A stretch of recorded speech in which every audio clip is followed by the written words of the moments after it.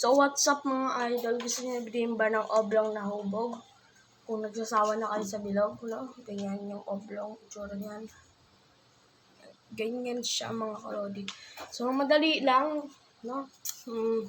Technique ko dyan, wag niyo siyang masyadong, ibilog. Kung nga ito yung aking technique. Kapag magkakais ka ng oblong, yan, di ba may marker dyan? Kasi, dyan ko ihuhubogin. Yan. First step, wag nyo muna tanggalin yung buko para hindi kayo mabigla sa pagbilog niyan. Dapat, yung mga edge muna, hindi yung mismong balat yung edge lang. Yan. Tapos, dapat, mapanipis nyo din to. Yan. So, edge muna unahin nyo. Yan. Hanggang maging bilog. Pero dapat naka-attach pa rin yung, yung puti. Yung ganito. Pagkatapos, kuha lang kayo, mga miski inch, mga 5 inch, ganun dito. Dito nyo muna siya kayasan. Pagkatapos dito, kayasan. Tapos dito, medyo tinginan nyo siya, matingin siya. Yung ganyan siya, yung parang bumubukod. No? So pagka na yun, tsantan siya lang, wag nyo masyadong lambutan. Kumbaga, parang hindi sobrang lambot, hindi sobrang tigas. Katamtaman lang.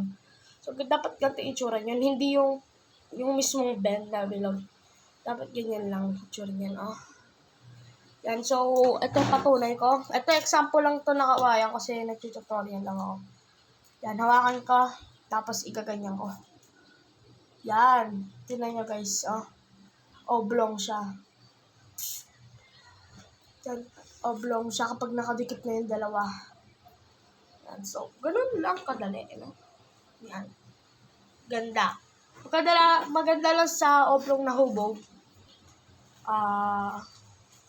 Maganda tingnan. Pero wala yan sa hubog. Basta, mapagbilog man o mapaoblong, maganda na din. Yun lang ang magandang hubog. Yan. So, nakita nyo, umiiba siya dito, yung sa dulo, mga 3 inch yan. Umiiba siya kasi kapag magkaano pa rin, ang mangyayari, magiging box. O kaya magkakrush yung patindig. Yung pagkakabit nyo ng pakpak. Pagkahatak nyo dito, mag-e-ex yan, magiging patilos yan. Kaya wag nyo yung gagawin. Kaya, sobrahan nyo dito lang. Hindi, yung konting-konti lang. Wag naman yung sobrang yung ganyan lang, Yan, ganyan. Yan, kita nyo yan? Ganyan lang. Para kapag ina-attack nyo, sasabay silang dalawa. Ang ganda ng hubog. Yan. Yan lang naman.